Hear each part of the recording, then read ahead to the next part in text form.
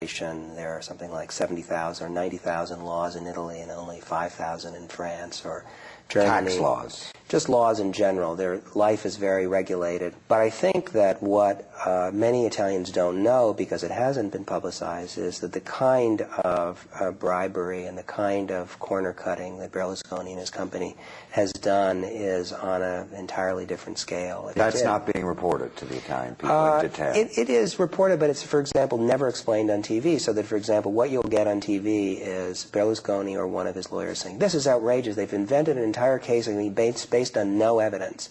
And then a journalist doesn't intervene and say, actually, the evidence is this.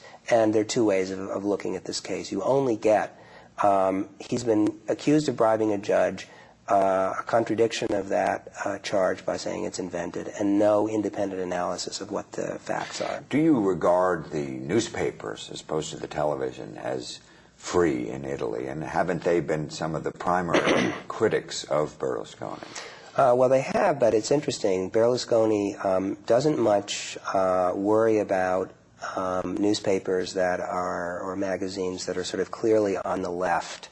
He knows that their readers will never vote for him. Where Berlusconi has dedicated his attention are in the print media that have a broad mainstream centrist readership. Like we saw in the film. The Corriere della Sera is the prime example. La Stampa, the newspaper of Turin, is the other. They are big centrists. It's like the Washington Post and the New York Times here in Italy. And he has been able to exercise a lot of indirect control of those papers. But can't you read in Corriere della Sera today, tomorrow, next week, strong criticism of Berlusconi?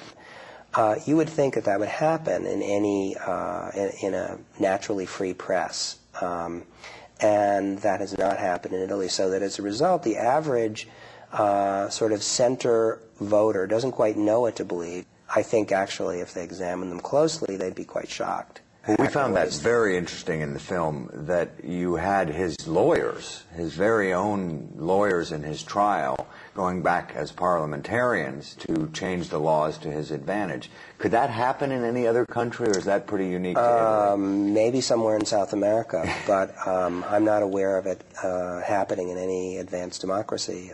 It's a very, very anomalous and peculiar situation. They literally would spend 2 or 3 days a week in Milan defending Berlusconi in their black lawyerly robes, and then fly back to Rome and then rewrite the laws that would then short-circuit the very trials in which he was a defendant. And that happens in all sorts of areas, including business areas, economic legislation.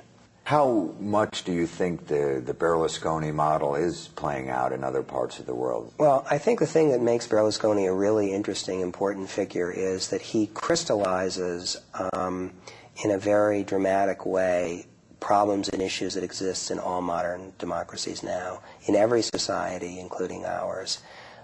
Money, media, and political power are very closely connected. He's understood, maybe more than any politician, that if something doesn't appear on television, it doesn't exist. You look at the recent decision of Arnold Schwarzenegger to enter the race for governorship. The fact that he is a celebrity, a TV personality, movie personality with an enormous amount of money makes him a player from one day to the next. I don't think people have fully processed how deeply television has changed the political process in our own world. Political parties have become vestiges of what they were, and individuals and large amounts of money can leapfrog over that process.